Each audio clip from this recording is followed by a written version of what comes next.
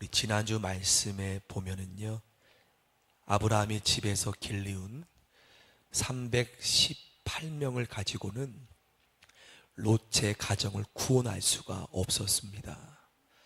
하지만 아브라함이 어떻게 보면 자신의 생명도 위험할 수 있는 그 상황, 롯의 가정이 포로로 끌려갔다는 이야기를 듣고 그는 자신의 집에서 길리우고 훈련된 318명을 이끌고 연합군, 당시에 엘람 왕 그돌 라오메를 함께 섬겼고 동맹했던 5국가의 민족의 연합군을 대항하여서 포로로 끌려갔던 롯의 가정을 구출하는 것을 우린 보게 돼요. 여러분, 아브라함도 인간입니다. 왜 그가 318명을 가지고 그 많은 연합군을 대항할 수 없다는 것, 그도 분명히 알았을 거예요. 하지만 아브라함 마음속에는 2가지의 마음이 있었음을 느낍니다. 지난주 말씀이죠. 첫 번째는 바로 영혼 사랑입니다. 영혼 사랑. 롯을 향한, 비록 자신을 떠나 갔던 롯이었지만 아브라함의 마음에는 영혼 사랑이었어요. 영혼 사랑. 사랑하는 여러분, 예수님께서 이 땅에 오신 목적은 오직 이 한 가지인 줄 믿습니다. 비록 하나님을 배반하고 하나님 마음을 상처를 주었던 저와 여러분이지만 예수님께서 이 땅에 오신 목적은 영혼 사랑뿐인 줄 믿습니다. 아브라함이 318명 데리고서는 그 연합군 속에 있는 롯을 구출할 수 없음을 분명히 모를 리가 없을 텐데, 그가 갔던 것은 첫 번째 영혼 사랑, 두 번째는 무엇입니까? 내가 너와 함께 한다는, 내가 너와 함께 한다는 하나님의 준엄한 명령. 롯이 자기를 떠났을 때 하나님께서 내가 영원히 너를 친히 함께 하신다는 그 믿음 붙잡고 아브라함이 318명을 이끌고 연합군을 대항하여서 롯을 데리고 왔다는 거예요. 이것도 귀한 믿음이지만, 지난주 말씀을 안 봤지만 아브라함이 돌아왔을 때 전리품에 대한 아브라함의 태도입니다. 전리품. 전쟁에 승리했기 때문에 아브라함이 다 가져도 그 누가 아브라함에게 무엇이라고 할 사람이 없었습니다. 하지만 아브라함은 돌아오는 길에 먼저 11조를, 전리품의 10분의 1을 살렘 왕 멜기세덱에게 바칩니다. 곧 하나님께 바쳤음을 신약은 말하고 있어요. 그 전리품을 자신이 다 가져도 승리했던 그러한 사람이었기 때문에 자신이 다 취해도 뭐라 그럴 사람 없어요. 하지만 아브라함을 먼저 살렘 왕 멜기세덱, 그에 대해서는 아무런 설명이 없습니다. 하지만 신약에 보면 하나님의 대제사장 10분의 1을 먼저 바치고 그의 고백이 있습니다. 우리 오늘 본문 아니지만 지난 장 14장 23절 24절 말씀을 우리 성경책 찾으신 분 함께 읽었으면 좋겠어요. 23절부터 24절 시작. 내 말이 내가 아브라함으로 치부하였다 할까 하여 내게 속한 것은 실한 오락이나 들매끈 한 가닥도 내가 가지지 아니하리라. 오직 젊은이들이 먹은 것과 나와 동행한 아넬과 에스렐과 마물의 분깃을 제할지니 그들이 그 분깃을 가질 것이니라. 다 취해도 뭐라 할 사람이 없었지만 아브라함은 먼저 10분의 1을 하나님의 대제사장 바치고 나머지는 함께했던, 목숨 걸고 싸웠던 그러한 동료들에게 다 돌리고 자신이 고백하기를 나는 실 한 오라기도 들매끈 한 가닥도 내가 갖지 않겠다. 아브라함은 그만큼 깨끗한 하나님 앞에 물질에 대한, 전 이 아브라함의 모습을 보면서 돌아가신 우리 한경직 목사님이 생각이 났습니다. 유명한 일화 중에 하나가 한경직 목사님께서 은퇴하신 후에 남한산성에 그분의 거처가 있었습니다. 사택이 있었죠. 거기에 계셨을 때 어렵게 목회했던 젊은 목회자가 한경직 목사님을 찾아왔다는 일화가 있습니다. 자, 그런데 어떤 일화냐면 그 젊은 목회자가 오기 앞서 어느 한 분이 어려울 때 쓰시라고 목사님에게 흰 봉투를 건네주셨다 그럽니다. 그리고 나서 젊은 목회자가 찾아왔을 때 한경직 목사님이 목회할 때 보탬이 되도록 그 젊은 목회자에게 그 받았던 흰 봉투를 건네주었다 그래요. 그 젊은 목회자는 돌아가는 길에 버스 안에서 그 흰 봉투를 그렇게 열어본 순간 너무나 놀랬다고 합니다.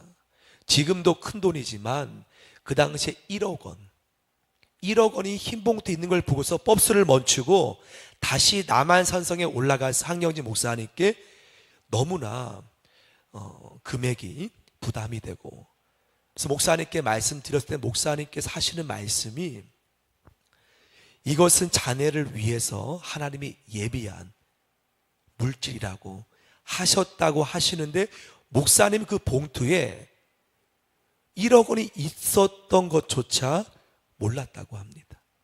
무슨 말씀입니까? 이미 이전에 그분이 와서 그런 흰 봉투를 주셨어도 열어보지 않았다는 거예요.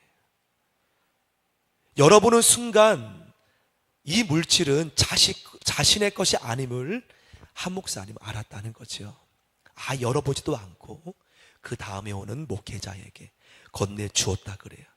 오늘 아브라함의 이야기를 보면서 내가 한 오라기도 들매끔 한 가닥도 치부하지 않겠다, 하나님 앞에 깨끗하길 원했던 아브라함의 모습을 본 후에 오늘 본문에 하나님이 이어지고 있어요. 15장 1절 말씀에 그러한 모든 모습을 바라보시고 하나님께서 아브라함에게 뭐라고 말씀하셨는지 제가 읽어보겠습니다. 이후에, 그러한 모든 일이 있는 후에 하나님의 말씀이 환상 중에 아브라함에게 임하여 이르시되 뭐라고 하십니까? 아브라함아, 두려워하지 말라. 나는 너의 방패요, 나는 너의 지극히 큰 상급이니라. 아브라함아, 두려워하지 말라. 내가 비록 아무것도 없을지라도 나는 너의 방패가 되고 나는 너의 큰 상급이 됨을 말씀하고 있습니다. 성도 여러분, 그래요. 여러분이 열심히 눈물 흘리면서 하나님의 일을 감당할 때 아무도 몰라줄 때가 있어요. 하나님은 동일하게 여러분에게 말씀하시는 줄 믿으시기 바랍니다. 누구누구야 두려워하지 말라. 나는 너의 방패다. 나는 너의 큰 상급이라. 저는 여기서 왜 하나님께서 아브라함에게 방패라고 말씀하셨을까? 여러분, 인생을 걸을 때는요, 비가 내리면 비를 맞이할 때가 있습니다. 인생의 비죠. 인생의 눈이 내리면 그 눈을 맞을 때가 있어요. 내가 아무런 방비가 없고 가진 것이 없을 때, 도울 사람이 없을 때, 때론 인생의 비가 내리면 피할 수가 없을 때가 있습니다. 하지만 그때에 내가 너를 막아주는 그러한 처소가 되겠다. 걱정하지 말아라. 내가 실 한 오라기도 취하지 않았지만, 전리품 하나도 갖지 않았지만 나는 너의 인생의 방패가 되어주겠다. 비록 내가 받은 것 없지만 그 다음 말씀에 너의 큰 내 자신이 상급이라. 여러분, 가장 위대하고 큰 상급 물질이 아니라는 거예요. 가장 큰 상급은 하나님 자신인 줄 믿습니다.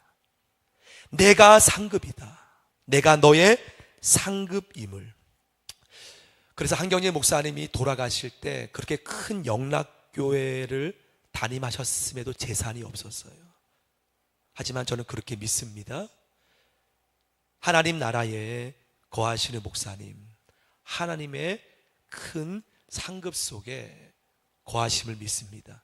저와 여러분, 이 땅에서 여러분의 사역, 여러분이 이 땅에서 눈에 보이는 것 받은 것이 적을지라도 하나님께서 두려워하지 말아라. 아무것도 염려하지 말아라. 너의 상급은 물질이 아니라, 너의 상급은 다른 인정이 아니라 바로 내가 너의 상급이라는 믿음으로 아무도 몰라주어도 주만 바라보고 달려가기를 축원합니다. 그래서 제 자신도 목회의 길을 걷고 있지만 저는 자부하고 있어요. 목회 길에 때론 걸어가면서 우리 구약 말씀에도 레위 자손만큼은 아무런 분깁이 없었어요. 하지만 하나님께서 뭐라고 하십니까? 레위 자손에게 아무런 받은 기업이 없지만 내가 너의 분깃이라. 내가 너의 분깃이라. 레위 자손들에게. 목회자의 길에 대해서 저는 가장 하나님 앞에 축복된 길인 줄 믿습니다. 재산을 그렇게 취할 수 없지만 하나님 앞에 하나님께서 나의 기업이시며 동일하다고 믿어요. 우리 그리스도인들도 하나님께서 나의 기업임을, 분기심을 믿고 달려가시기를 축원합니다. 자, 그럴 때 하나님의 말씀을 듣고 아브라함의 반응이 좀 재미있습니다. 2절이죠. 2절 말씀 제가 읽어보겠습니다. 2절. 그 말씀을 아브라함의 반응이 참 솔직합니다. 아브라함이 이르되 하나님 무엇을 내게 주시려 하나이까? 감사합니다 고백할 줄 알았는데 아브라함의 고백이 나는 하나님 자녀가 없어요. 솔직히 자녀를 주실 줄 알고 나온 건 사실입니다. 하나님께서 나에게 3절에 보면 씨를 주지 않았습니다. 이제는 아내 사라도 늙고 내 육신도 이제는 더 이상 자식을 낳을 수 없어요. 내 집에 있는 종이 내 상속자가 될 것입니다. 반문하고 있어요. 하나님이 내가 너의 상급이라. 하나님 분위기 좋게 말씀하셨는데 아브라함은 그 분위기를 마치 깨듯이 하나님 난 자식이 없어요. 하나님께서 내게 허락하지 않았잖아요. 그 말을 듣고 하나님의 반응이 또 재밌습니다. 4절 말씀 4절 5절에 보면 우리 같이 읽어보겠습니다. 시작. 여호와의 말씀이 그에게 임하여 이르시되 그 사람이 내 상속자가 아니다. 내 몸에서 날짜가 내 상속자가 되리라 하시고 그를 이끌고 밖으로 나가 이르시되 하늘을 우러러 무뼈를 셀 수 있나 보라. 또 그에게 이르시되 내 자손이 이와 같으리라. 마치 동문서답하듯이 하나님 자식이 없어요. 그래서 하나님은 준다는 거예요. 누구 말이 맞습니까? 우리가 세상 객관적인 관점을 볼 때는 아브라함이 바른 말이에요. 육신은 이미 아내 살아도 자녀를 낳을 수 없는 몸이었어요. 하지만 하나님은 준다는 겁니다. 자, 여기서 아브라함의 반응이 중요합니다. 그 반응이 6절이죠. 6절, 7절 오늘 본문 말씀 한 번 더 읽어보겠습니다. 시작. 아브라함이 여호와를 믿으니 여호와께서 이를 그의 의로 여기시고 또 그에게 이르시되 나는 이 땅을 내게 주어 소유를 삼게 하려고 너를 갈대아인의 우리에서 이끌어낸 여호와라. 상식으로 볼 때는 이미 자신은 죽었어요. 자녀를 낳을 수 있는 모든 것은 이미 다 낳을 수가 없습니다. 그럼에도 오늘 말씀에 보면 아브라함이 누구를 믿으니? 하나님을 믿으니. 근데 그 믿음을 보시고 하나님께서 그의 무엇을 여겼습니까? 의로 여겼다는 거예요. 여기에 기독교의 진리가 있습니다. 사랑하는 여러분, 그래요. 세상에서는 의라고 한다면 부정, 잘못된 것, 그 대항하여서 또한 내가 선한 일을 행하는 것, 불쌍한 사람 도와주는 것, 그 모든 것을 의라고 말하지만 하나님이 바라보는 의는 결코 그것이 아니라는 거예요. 하나님이 우리를 바라보는 의는 바로 여기 아브라함이 하나님을 믿으니 우리의 믿음을 보시고 하나님께서 우리를 의라고 칭한다는 거예요. 여러분, 참된 믿음은요, 어느 정도 된다는 가능성을 보고서 믿는 것은 믿음이 아니에요. 오늘 말씀에 전혀 가능성이 없을 때, 전혀 완전히 불가능할 때, 아브라함도 자신을 바라볼 때 아기를 도저히, 아내도 마찬가지고 그 불가능한 속에 여호와를 믿으니 바로 이 믿음이 바른 믿음인 줄 믿습니다.